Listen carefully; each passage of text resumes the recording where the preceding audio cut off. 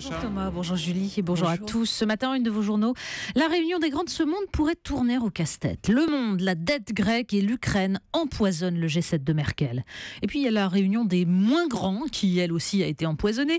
Le Figaro, le Parti socialiste, replonge dans les turbulences. Du coup, la semaine s'annonce agitée. Les Échos, loi Macron, réforme, semaine test pour la ligne Valls. L'Opinion, sécurité sociale, les pistes de Valls pour réformer le RSI. On commence avec des témoignages très forts dans Libération aujourd'hui. Oui, ils font la une, ces témoignages. Ils étaient dans l'hyper-cachère. Ils s'appellent Sandra, Jean-Luc, Émilie et Johan et ils racontent la peur de la mort, les moments de fraternisation dans cette chambre froide pendant les heures d'attente, la mobilisation de tous autour de ce bébé qu'il fallait à tout prix empêcher de pleurer pour ne pas attirer l'attention du tueur. Ces quatre-là n'avaient aucune raison de se trouver à cet endroit, à ce moment. Il y a ceux qui ne faisaient jamais leurs courses à cette heure-là, ceux qui n'habitaient même pas le quartier. Et tout à coup, à travers leurs mots, c'est la fragilité de toute destinée humaine qui nous apparaît. Mais il faut lire aussi la double page du Figaro qui s'intéresse à ce qui se passe après. Les indemnisations tardent pour les victimes, nous dit le journal. Il y a la veuve de Georges Wolinski, celle de Michel Renaud qui se trouvait à Charlie Hebdo le jour de la tuerie. Tous attendent de savoir quelle sera leur vie, sur quel argent compter. Parmi les victimes de l'hypercachère, nous dit la journaliste, une autre remarque circule terrible. Ne vous faites pas remarquer, ne dites rien sur les indemnisations, sinon on va encore dire que les Juifs ne pensent qu'à l'argent.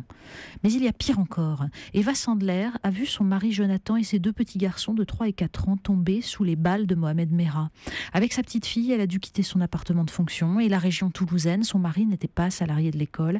Elle n'a touché aucune indemnité. Nicolas Sarkozy et François Hollande lui avaient promis une aide. Elle se limite pour l'instant à une faible provision pour son préjudice moral.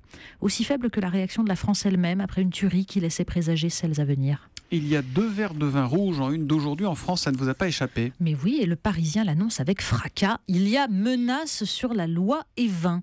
Un amendement déposé par un sénateur entend faire la différence entre communication et publicité sur l'alcool. Indignation de Claude Evin, ancien ministre et auteur de la fameuse loi. Le journal, lui, dénonce une profession à l'activité florissante qui aurait peu de raisons de se plaindre. L'alcool, rappelle le Parisien à juste titre, est la 2e cause de mortalité en France, derrière le tabac. Comme pour appuyer le propos, d'ailleurs, Libération propose une pleine page de statistiques sur les drogues. Alors, en se concentrant beaucoup sur la nouvelle maquette et sur les graphiques, on arrive à comprendre quand même que l'alcool pose de plus en plus de problèmes. Mais l'article du Parisien souligne qu'en fait, ce sont les jeunes de 20 à 25 ans qui arrivent désormais dans les services hospitaliers avec des pancréatites ou des hépatites. En cause, les prémix, mélange d'alcool fort et de soda qui permettent d'attirer des jeunes en mal d'ivresse rapide. On appelle ça le binge drinking. Alors, ça n'a pas grand-chose à voir donc avec le vin comme produit de terroir qui est visé par l'amendement du sénateur, ancien vigneron. Alors, qui a intérêt à brouiller les cartes en mélangeant systématiquement vin et alcool fort ? Eh bien, des lobbies spiritueux, puissants et visiblement bien aidés par certains défenseurs de la loi Evin. Voilà, c'est donc dans le Parisien et dans Aujourd'hui en France, son édition nationale. Le congrès du PS et ses dernières répliques. Oui, visiblement, la tribune d'Arnaud Montebourg et Mathieu Pigasse a sorti de leur torpeur des éditorialistes qui s'attendaient à bâiller en commentant le congrès PS. Du coup, ils s'en donnent à cœur joie. Fou ce que la politique se repaît de mise en scène, s'amuse Philippe Marcassi dans l'Est républicain. Dans un timing digne du théâtre de boulevard, Arnaud Montebourg est sorti du bois pour réveiller un congrès anesthésié. Un peu à la manière d'un fils indigne débarquant de nulle part en plein milieu du mariage de la petite dernière. Mais visiblement, Montebourg agace toujours autant. Lui, dont le principal fait d'armes est d'avoir posé en marinière pour faire la promotion du Made in France, s'indigne Jean-Michel Servan dans le Midi Libre, se permet de donner la leçon sur la montée du Front National. Pour le tandem Montebourg-Pigasse, renchérit Dominique Garot dans la Charente Libre, l'important est visiblement moins un contenu estampillé yaka faucon que l'intensité du coup d'éclat au moment où le PS concluait son congrès de remise au pas des frondeurs. Alors rien de concret là-dedans. En fait, Thomas Piketty, oui, beau c'est lapsus, joli, rien merci. de congrès, oui. Thomas Piketty donne pourtant dans Libération des clés possibles pour une autre politique économique, un autre positionnement de la France dans l'Europe. Il y aurait urgence à en croire Jean-Pierre Robin dans les pages économie du Figaro.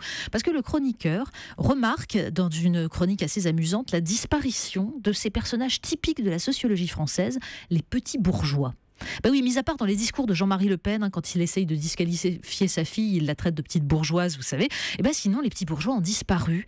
Et Jean-Pierre Robin nous explique qu'ils ont été remplacés par les classes moyennes, catégorie beaucoup plus vague, beaucoup plus vaste. C'est un phénomène, selon lui, d'écrasement des catégories intermédiaires qui sont les piliers de l'édifice républicain et qui sont désormais guettés par le déclassement. Alors ça fait un bon sujet pour un prochain congrès PS.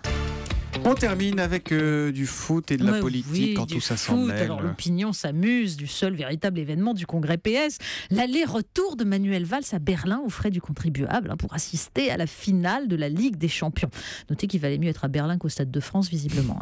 Mais en matière de football, la presse en fait n'a Dieu maintenant que pour les équipes féminines. Le magazine Cosette leur consacre une enquête, Coupe du monde féminine, elles vont nous faire aimer le foot. Mais c'est le site Rue 89 qui nous apprend que le succès du foot féminin oblige désormais la FIFA à se montrer très rigoureuse sur un point précis. Comment démontre-t-on qu'on est une femme ? L'organisation est visiblement plus rigoureuse là-dessus que sur la lutte contre la corruption. Il y a des vérifications visuelles parce qu'en fait, des épaules trop musclées et des seins trop petits, c'est louche. On n'est pas vraiment une femme. Du coup, on fait des tests de testostérone. Le taux de testostérone, vous voyez, c'est cette hormone masculine qui pousse à rouler des mécaniques. Je sais pas moi, envoyer des tribunes aux journaux pour embêter ses petits camarades. Enfin bon. Mais de toute façon, comme il est beaucoup plus élevé en politique que dans le sport, la FIFA peut se rassurer. Bon, j'ai un petit interro surprise. C'est quand le premier match de l'équipe de France féminine au mondial ? C'est demain, c'est contre l'Angleterre. Incroyable. Même sur le foot féminin, on n'arrive pas à la coller, Natacha Polony. La revue de presse de Natacha tous les matins à 8h30 sur Europe 1. À demain, Natacha. À demain.